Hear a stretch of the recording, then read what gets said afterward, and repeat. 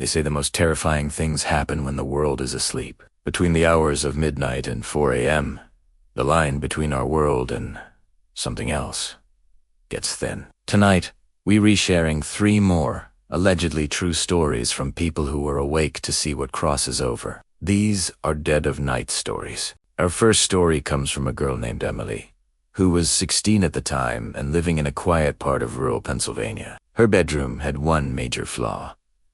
The closet door never, ever closed properly. To fix it, she kept a heavy wooden chair pushed up against it. One night, around 2:40 a.m., a sound woke her up. It was a soft, rhythmic tapping. She listened closely. It wasn't coming from the window or the wall. It was coming from the closet door. She sat up in bed, expecting to see the door rattling slightly, like it always did. But this time was different. The heavy chair was sliding across the floor, slowly, just inches at a time, as if something on the other side was methodically pushing it out of the way. She fumbled for her phone on the nightstand and turned on the flashlight. The second the beam of light hit the closet, the chair stopped moving. Silence. And then she heard it. Breathing.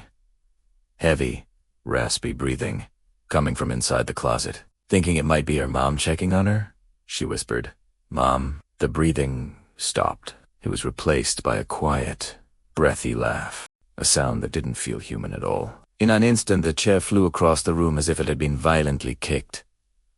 Emily screamed and scrambled for her bedroom door, but just before she could escape, the closet door creaked open. Something crawled out. It wasn't standing up, and it wasn't walking.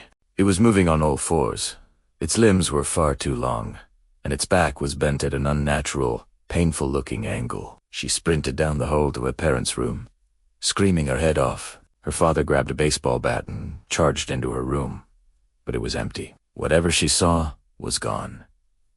The only proof that anything had been there at all were long, deep scratch marks gouged into the wood of the closet door, all of them on the inside.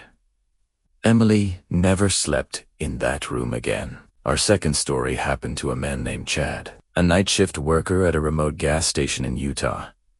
His shifts were normally dead quiet, save for the occasional long-haul trucker or a few late-night locals. But one night, around 3 a.m., the bell on the door chimed. A man walked in wearing a dark hoodie and sunglasses, which was strange, considering it was the middle of the night. He didn't browse the aisles, he didn't head for the counter, and he didn't say a word. He just walked to the darkest corner of the store and stood there, staring directly at Chad. After a few uncomfortable minutes, Chad finally asked, "Can I help you with something?" The man didn't move. He didn't even seem to blink. Then, he slowly turned his head to the side, way too far, with a sickening crackle, like his neck joints weren't normal. And he smiled a wide, silent, terrifying smile. Chad's training kicked in. He reached under the counter and pressed the silent alarm. As if sensing this, the man turned and walked out the door. He went behind the building, disappearing from the security camera's view. When the police arrived a few minutes later, they searched the entire property. Behind the gas station, they found a set of footprints in the dirt, but they weren't normal footprints. They were from bare feet, but they were pointing the wrong direction. It was as if the man had been walking backward the entire time, while facing forward. The police, now thoroughly creeped out, decided to review the security footage frame by frame. That's when they made the most disturbing discovery. The man didn't walk into the store. He just appeared. In one frame, the entryway was empty. In the very next, he was standing there, inside the store. Chad quit his job 2 days later. Our final story comes from a married couple, Dave and his wife, who lived in a house in Oregon that backed right up against a dense forest. One night, around 1 a.m., Dave woke up suddenly, with the distinct and unsettling feeling that he was being watched. He slowly turned his head toward the bedroom window, and saw a face pressed against the glass. It wasn't a person. It was a pale, horribly stretched face with enormous, dark eyes and a mouth hanging wide open, as if it were frozen mid-scream. Dave yelled and grabbed the flashlight from his nightstand. The moment the light hit the window, the face vanished. The next morning, they went outside to investigate. There, In the mud directly beneath their bedroom window were deep footprints, except they weren't shaped like human feet. Each print had 3 long, thin toes, ending in what looked like sharp, claw-like points. They called animal control, but the officers were baffled and couldn't identify what could have possibly made them. That night, Dave and his wife were on edge, struggling to sleep. Just after midnight, Te hard, Italiano, a scratching sound on the window pane. It was very slow, very deliberate. Scratch.